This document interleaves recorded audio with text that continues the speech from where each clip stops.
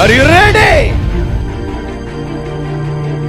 దేవుడు మనిషికి అనుగ్రహించిన శక్తివంతమైన ఆయుధం విద్య. ఒకటి, దేవుడు మనకు అనుగ్రహించిన శక్తివంతమైన ఆయుధం విద్య.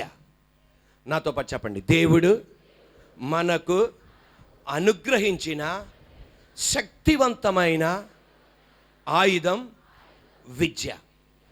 దేవుడు మానవాళికి అనుగ్రహించిన శక్తివంతమైన ఆయుధం ఏంటిది? చదువు. ఒక ఆయుధం ఎందుకండి? శత్రువు వస్తున్నప్పుడు భద్రపరుచుకోవడానికి, శత్రువు వస్తున్నప్పుడు భద్రంగా ఉండడానికి, శత్రువును ఛేదించడానికి, శత్రువును నాశనం చేయడానికి. అలాగే దేవుడు మనకు చదువును ఎందుకు అనుగ్రహించాడు తెలుసా? పేదరికాన్ని ముక్కలు చేయడానికి, నీ స్థితిని మార్చడానికి, నీ పదవిని మార్చడానికి, దేవుడు నిన్ను ఆశీర్వదించడానికి ఉపయోగించే ఒక పద్ధతి విద్య, ఒక చదువు. దేవుని బిడ్డలారా, దేవుడు ఈ మాట ఎన్నడూ మర్చిపోకూడదు. దేవుడు ఒక వ్యక్తిని హెచ్చించాలి అనుకుంటే చదువు అక్కర్లా. చదువు ఉన్నా హెచ్చించగలడు, చదువు లేకపోయినా హెచ్చించగలడు. అందం ఉన్నా హెచ్చించగలడు, అందం లేకపోయినా హెచ్చించగలడు. సౌందర్యం ఉన్నా హెచ్చించగలడు, సౌందర్యం లేకపోయినా హెచ్చించగలడు. నువ్వు ఏ నుండి జెడ్, ఏ కులానికి చెందిన వ్యక్తి అయినా హెచ్చించగలడు, ఏ రాష్ట్రానికి చెందిన వ్యక్తి అయినా హెచ్చించగలడు, ఏ దేశానికి చెందిన వ్యక్తి అయినా హెచ్చించగలడు. ఏ నల్లగా ఉన్నా, ఎర్రగా ఉన్నా, పసుపుగా ఉన్నా, మచ్చలుగా ఉన్నా, ఏ రంగులో ఉన్నా నా దేవుడు నిన్ను హెచ్చించగలడు. ఆయన కృపే మనల్ని హెచ్చించేది. కానీ జనరల్గా దేవుడు అందరిని హెచ్చించడానికి ఉపయోగించే ఒక శక్తివంతమైన ఆయుధం ఏంటిది? విద్య. అంటే చదువు. విద్య అంటే నీ వృత్తిది కూడా అదేంటిది? విద్య. దాని ద్వారా కూడా ఆయన హెచ్చించగలడు, అది వేరే.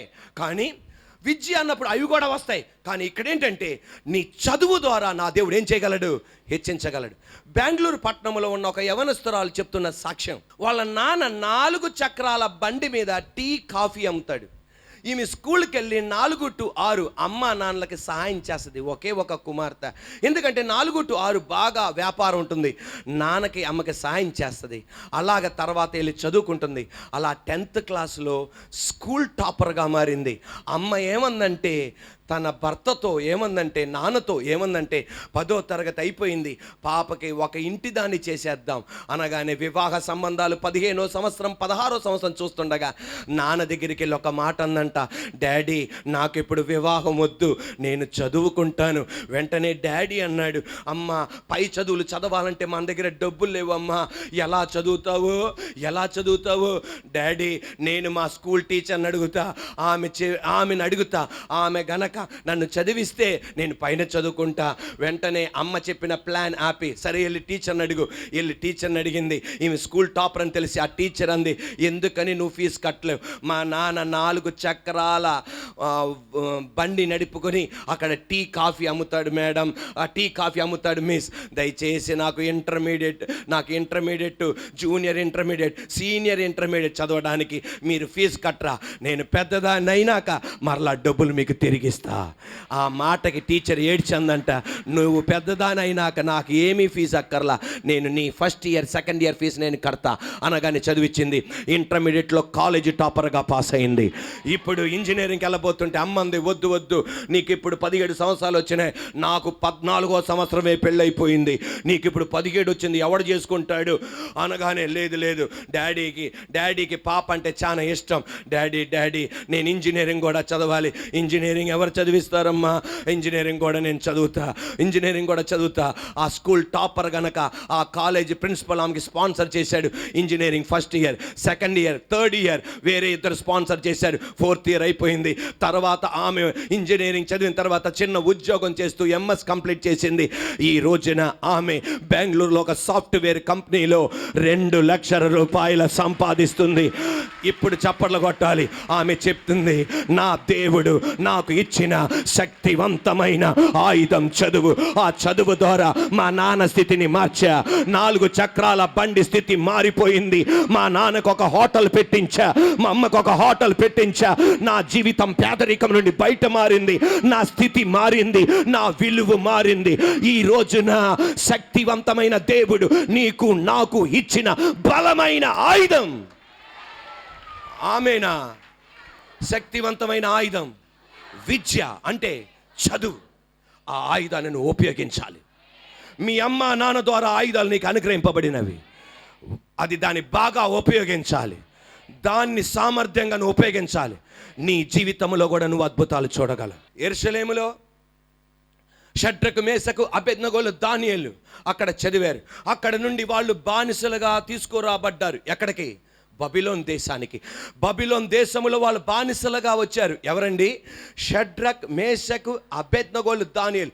వాళ్ళు మాత్రమే కాదు బయటికి వచ్చింది. యెరూషలేము నుండి కొన్ని వేల మంది యూదులు వాళ్ళు బానిసలుగా వచ్చారు. కొన్ని వేల యూదులు వాళ్ళు బానిసలుగా వచ్చారు. ఎక్కడికి? బబిలోన్ దేశానికి. కానీ చదువుకోవడానికి ఎవరు ముందుకు రాలా. ఈ నలుగురే ముందుకొచ్చారు.